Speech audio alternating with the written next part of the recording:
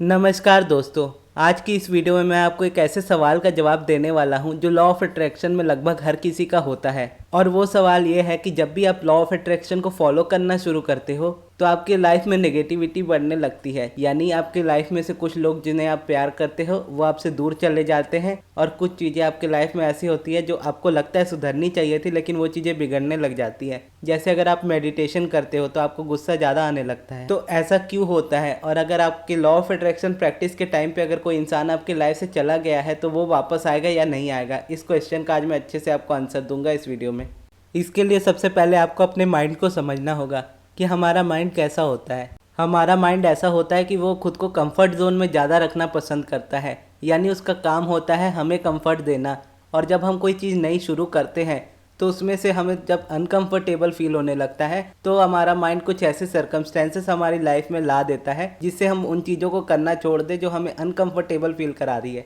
एक एग्जाम्पल के तौर पर देखें तो अगर आपने कभी अपना घर शिफ्ट किया होगा तो आपको पता होगा जब आप पुराना घर छोड़ के अपने नए घर में आते हो तो आपके नए घर की सजावट अच्छे से हुई नहीं होती है। तो आप जैसे करके सामान ला के रखते हो वो महीने 2 महीने 3 महीने तक उसी तरह से रहता है। अगर आप उन्हें सजाने की भी कोशिश करो तो भी वो 2 से 3 महीने या 1-2 महीने तो कम से कम लेता ही अपनी जगह को सेट करने के लिए। और शुरू शुरू में तो हमें काफ़ी मज़ा आ रहा होता है नए घर में, लेकिन धीरे धीरे फिर हम उसमें बोर होने लगते हैं, हमें थोड़ा कॉन्ट्रास्ट आने लगता है। पर क्योंकि हमें उसी घर में रहना होता है तो हम इस बात को एक्सेप्ट कर लेते हैं कि ये हमारा ही घर है, हमें यहाँ पर रहना है। तो धीरे धीरे फिर वो कॉन्ट्रास्ट भी चला जाता है और उस घर के साथ नई मेमोरीज जुड़ने लगती है जो हमें उस घर के साथ और ज़्यादा कनेक्ट कर देती है। और फिर हम उस घर में इतने ज़्यादा कंफर्टेबल हो जाते हैं कि उस घर को हमें छोड़कर जाने का मन नहीं करता। उसी तरह जब आप लॉ ऑफ अट्रैक्शन की प्रैक्टिस करना शुरू करते हो, मेडिटेशन करना शुरू करते हो या ग्रेटिट्यूड वॉक करना शुरू करते हो या कुछ भी ऐसा जो आपकी लाइफ को पुरानी लाइफ में से न्यू लाइफ में लेकर आए। इस वीडियो में हम मेडिटेशन का एग्जाम्पल लेकर चलते हैं क्योंकि मेडिटेशन जब मैंने करना शुरू किया था तो मेरी लाइफ में बहुत ज़्यादा कॉन्ट्रास्ट आया था और इसीलिए मैं इसे आसानी से आपको समझा सकता हूँ। जब आप मेडिटेशन करना शुरू करते हैं तो आपका जो पुराना सेल्फ होता है यानी आपका पुराना घर होता है वो रेजिस्टेंस से भरा हुआ घर होता है। और जब आप उस घर को छोड़ते हो और मेडिटेशन करने लगते हो तो आप नए घर में आते हो और शुरू शुरू में आप मज़े से मेडिटेशन को करते हो, लेकिन जैसे जैसे कुछ दिन बीतते हैं, हफ्ता बीतता है तो फिर आपको रेजिस्टेंस आना शुरू होता है, कॉन्ट्रास्ट आना शुरू होता है और आप देखने लगते हो कि आपकी लाइफ में से कुछ लोग हैं जिन्हें आप पसंद करते हो, अच्छा मानते हो, वो आपकी लाइफ में से चले जा रहे हैं। या फिर आपको बहुत ज़्यादा गुस्सा आने लग रहा है या किसी तरह का भी ऐसा रेजिस्टेंस जो आपको आपके काम को करने से रोके यानी मेडिटेशन को करने से रोके। तो जो लोग आपकी लाइफ में से चले जाते हैं उनको और जो एंगर आपको आता है उस चीज़ को आप घर के पुराने सामान की तरह समझे जिसे आप नए घर में लेकर जाते हो। तो आप उसे अपने साथ नहीं लेकर जाते हो, या तो उन्हें बेचकर नया खरीदते हो या फिर उन्हें रिपेयर कराते हो उसके बाद नए घर में रखते हो। तो जब आप अपने न्यू घर में जाते हो यानी मेडिटेशन करने लगते हो तो वो जो पुराने सामान हैं यानी पुराने लोग हैं वो आपकी लाइफ में से चले जाते हैं। यानी उनकी जो थिंकिंग होती है वो थिंकिंग आपसे मैच नहीं करती। आप अपने आप को नया चेंज में ला रहे होते हो लेकिन उनकी थिंकिंग तो वैसी ही रहती है, इसीलिए वो आपकी लाइफ में से चले जाते हैं। लेकिन फिर आप इस बात पर ध्यान देने लगते हो कि वो चीज़ आपकी लाइफ में से चली गई है और आप फिर वापस से अपनी लॉ ऑफ अट्रैक्शन प्रैक्टिस को छोड़ देते हो।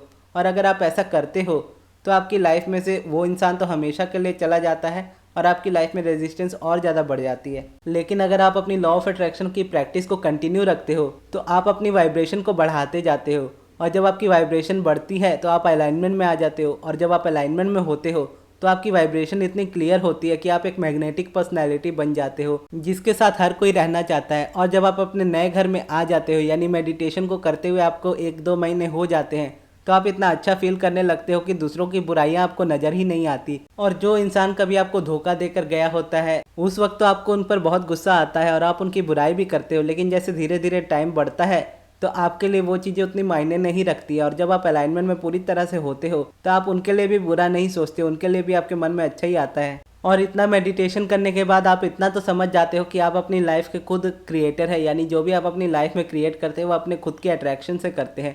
तो इस चीज़ से आप ये एक्सेप्ट कर लेते हो कि उस इंसान की कोई गलती नहीं थी, हमारी वाइब्रेशन ऐसी थी जिसकी वजह से उस इंसान ने हमारे साथ ऐसा बिहेव किया। तो फिर आप उस इंसान को भी माफ़ कर देते हो और उसके बाद अपनी लाइफ में आगे बढ़ जाते हो। और जब आप अपनी लाइफ में आगे बढ़ जाते हो और उस चीज़ को लेट गो कर देते हो तो वो इंसान दोबारा आपकी लाइफ में आ जाता है और उसकी जो पुरानी पर्सनैलिटी होती है वो उससे एकदम डिफरेंट होता है।